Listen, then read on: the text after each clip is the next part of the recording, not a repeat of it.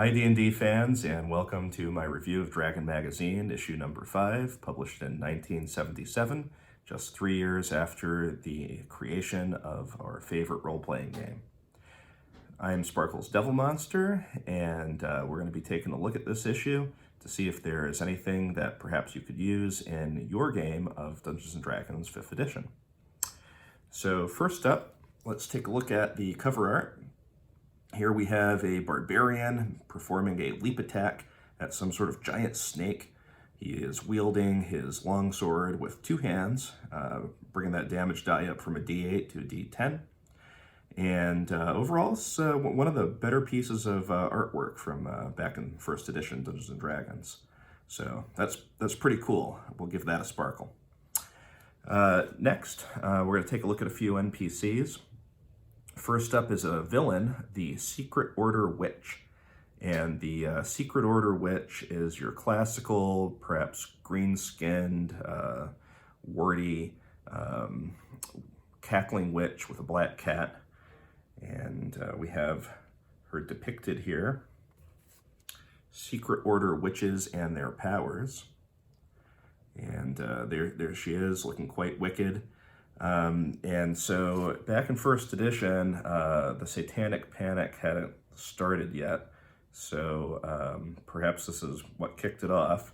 The Secret Order Witch has a special item called the Locket of Satan, described here on page 9. The Locket of Satan, found only in the possession of evil witches, allows her to command 3 chaotic creatures within a 7-foot range. No saving throws against its influence are allowed. So if your alignment is chaotic, the witch using her Locket of Satan has control over you. And the witch can concentrate her power on a lawful character with a 15% chance after 2 turns of concentrating on him or her, of turning that character permanently evil and corrupted. It has no effect on clerics, however. So that's pretty nasty, but not only that, our Secret Order Witch villain also possesses the Skull of Death. So this is a huge, charred, bejeweled dragon skull, which is worn by the Secret Order Witch like a helmet in place of her black hat. She may mentally command any undead characters up to 3 hit dice at any range. And she has the Finger of Death spell and the Animate Dead spell, which are spells that she may use repeatedly. So here in this 1st edition, item description, they don't even put a per day limit or per rest limit on the use of this magic item. Finally, the wearer of the Skull of Death will regenerate at the rate of 5 hit points per turn, even if killed, unless beheaded. So have fun with that, Dungeon Masters. All right, so after a Secret Order Witch, we have an NPC ally. And I found a very interesting description of a potential ally, although I would rename this ally if I were you.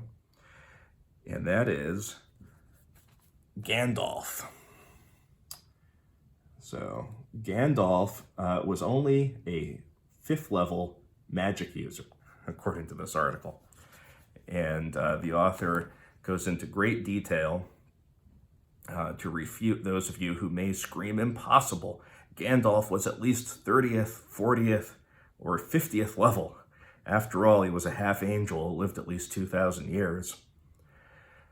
So the author replies, oh, really? Well, let's see what's so powerful about him. And he goes through the cantrips of making colored smoke rings and tricking trolls with ventriloquism. And finally says, look, the highest level spells he cast were Lightning Bolt and Fireball, and they're only 3rd level spells. You get them at 5th level. Of course, for multiple 3rd level spells like Gandalf was casting, you'd have to be higher level. So I would make Gandalf higher than a 5th. And then at the end of the article, he asks, How do we reconcile our intuition with the facts? Well, for one thing, the universe of Tolkien was magic weak. It's easy to assume that it was run by a very tough DM who granted experience so slowly that it would take 2,000 years for a pseudo-angel to get to 5th level. But it seems more likely to place the blame on Gary Gygax and Dave Arneson, and perhaps their misjudging of spell levels. Now, in 5th edition, you can cast those 3rd level spells with a higher level spell slot. So, in my imagining of what level Gandalf was, he was an archmage. He must have been over 20th level. And he was using 9th level spell slots to cast those lightning bolts. But still, very, very funny article. And it's always good to have a Gandalf figure in your RPG. Perhaps Elminster, for those of you playing in the Forgotten Realms, or Mordenkainen, for those of you using Mordenkainen's Tome of Foes, or Tasha's Cauldron of Everything, and you want a Greyhawk character, or both if you're me. All right, so then we have another NPC. This is a servant named Dunstan, and he is described as not a squire, but someone who wants to be a squire in the fiction, the Gnome Cache, which is like a continuing segment serialized in the magazine. So there is a protagonist here, Mellard, and he asks, "Why do you still follow? Go back to your master and leave me to my business." But the boy still follows him anyway on his wilderness journey. And so Mellard says, "All right, here's what I offer. You can take service with me. No tricks this time. In return, I'll see to your provision and protection, for ahead lie many dangers." Provision meaning he'll provide trail rations, right? Food and water, and the basics. Yeah. So Dunstan replies, "Service? What all I have to do?" "Well, not much. There's the horse and meals and caring for my garments, no more." So this being Dungeons & Dragons, of course, the servant's probably the one who's going to be given the 10-foot pole to search for pit traps at the dungeon, players being the way they are. "Listen to me, boy, for if you are to serve a man who will soon be a knight and champion, you must be fit for the station. Now, while we rest as we travel, whenever you work nearby, you are to receive instruction from me in manners and speech. You are far too rude at present, but if you apply yourself vigorously, I can perhaps make something better of you." "Thanks, sir. Did you say champion and knight? Would I be your squire then?" So this is kind of a fun NPC to have in your games, right? So someone that the PCs can boss around, make them feel like the big man on campus, and perhaps send to an early grave in a pit trap. Or maybe the NPC actually matures into becoming a beloved sort of extra member of the party, not as important as any of the player character heroes, but still someone that the characters are willing to risk their necks for because they like the way you've characterized them. All right, so after that, a little bit of world building. Page 18 has another piece of Dungeons & Dragons fiction, and it's just got kind of an interesting opening paragraph. "The ship lay becalmed on the great river. Its sails were motionless, limp and heavy. Men sat on the oar benches, the oar handles gripped in massive fists, waiting for the clang of the overseer's hammer. Silence lay upon the hyssop as men turned their heads toward the great white fog that waited for them, spreading across the wide reaches of the waterway and up onto the land itself. Neil of the far travels was uneasy. That uneasiness was a coldness down his spine, a restlessness in his every nerve. He stood leaning against the starboard railing, eyes seeking to pierce that shrouded whiteness, which crept slowly but inexorably across the water and its shorelines." And so this is a story beyond the wizard fog. And the idea of players on a ship headed down a river into some unknown foggy place is fairly evocative. I don't know if I would necessarily use it, but it's interesting nonetheless. So then we have some dungeon edition, and there's the standard witch lair described on page 9. Here is a picture of the witch you may encounter in that lair. All right, and what else is in the lair other than this witch? Let's see. Every witch owns a flying broom, and when encountered outside the lair will either be flying at 35% of the time at 4 to 40 feet above ground, or will have it close at hand to escape attackers. Some witches wear magic rings. Some are accompanied by familiars as bodyguards. If found within their lair, witches will be sitting at a crystal ball, deep in concentration. There are magic circles. Some of the familiars are quite dangerous, like a basilisk or a wyvern. I just read a fairy tale to my son where the fairy of the desert, who's basically an evil witch, has two trained basilisks. That was kind of neat to see that in an old fairy tale. And every witch lair is guarded by some kind of curse. There are ordinary manual traps, such as tripwired crossbows. The dungeon master, again, is described as the referee, who will have to determine the traps. And if there are 3 or more witches in a lair, a potion cauldron will also be present.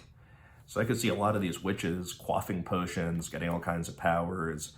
If the PCs start beating on them too much, escaping by their flying brooms. And then there are many treasures as well, hoarded by the witch coven. So that's kind of a fun dungeon, a witch's lair. As for a monster, we have the Ankheg, which back in the day is spelled a little differently with an extra H. So the Ankheg is also 5th edition monster, and no longer does it have that first H in the Ankh part. So a lot of people pronounce it Ankheg, but it's Ankheg. And here's the Ankheg in 5th edition. And so this is a challenge rating 2 monster with a 14 armor class, 39 hit points, a burrow speed, but only of 10 feet. And the way this monster is described in Dragon Magazine number 5 is that it lies in wait underground with its antenna, feeling using tremor sense for any movement on the surface.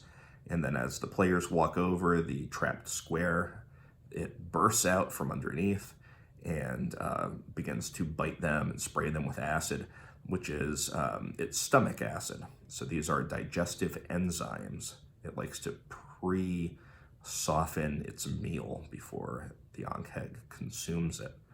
And this is a very dangerous monster, especially in groups and especially for lower level characters. You will find the Ankheg in the published adventure module for 5th edition, Dragon of Icespire Peak, at the lumber camp in Neverwinter Wood. And one of my players went there by herself and was surprised by these creatures and had to run away. So then let's see. We have a spell, Aging, on page 5.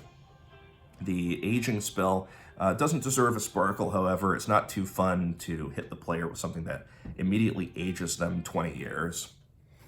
So a magic item, Leech Dust, on page 7. And then finally, the Je ne sais quoi is another magic item, the Love Locket, on page 9. So the Leech Dust is interesting. You throw this in the air, and it leaches out the blood from the characters who are caught in the cloud of dust, and it has the same area of effect as the cloud kill spell. Any living creature who contacts the leech dust suffers from this absorb blood power, and it diffuses out to the victim's flesh, arteries, and even to the very bone marrow. At the moment of contact, a creature will begin to grow weak. In 2 turns, he will be unable to fight or use spells. In 3, he will be paralyzed, and in 4 turns will die. This sadistic powder may only be removed by a sprinkling of holy water. So this is a very nasty weapon that the Secret Order witches employ against their enemies. The love potion, on the other hand, which definitely deserves a sparkle, is used by, it's not a love potion, excuse me, the love locket is found only in the possession of good witches and usable only by them. Any male humanoid who comes within its 7-foot range immediately comes under the spell, no saving throws. In 5th edition, I would definitely give him a saving throw. The victim will do anything to please the wearer, even to the extent of offering her all his possessions. Of course, a good witch is not greedy and will not accept more than 20% of his wealth. Oh. And no more than 2 magic items. So she has standards or ethics, I suppose. Once she has chosen what to keep among his treasures, a highly charismatic man will be amply rewarded.